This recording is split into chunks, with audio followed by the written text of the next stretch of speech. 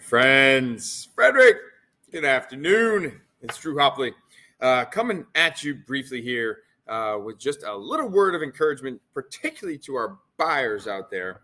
If you've been a buyer for the last 2 years, you have not had too much fun. Let's be honest. It's been tough sledding out there, multiple offers, people waiving inspections, doing craziness, right?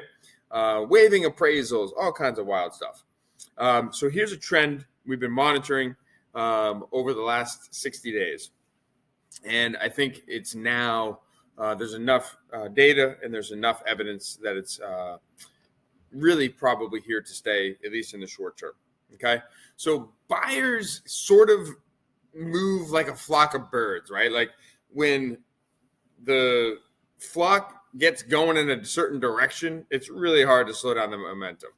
So the direction right now appears to be this.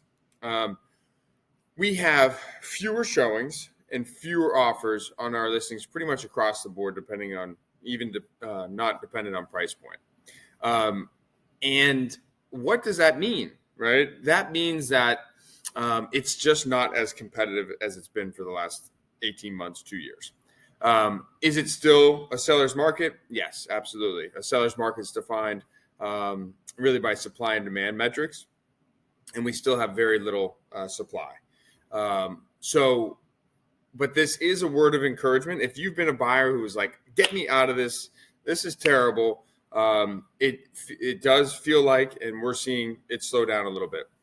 So it could be a good time to dip your toe back in, at least have a conversation with us about planning here for the next 6 months.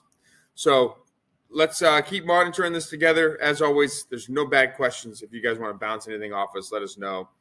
Certain areas certainly still are more competitive than others, but generally speaking, it's a little bit easier than it's been. So hope this is a word of positivity and encouragement to you guys. And as always, we're always here for you. All right, guys. Peace.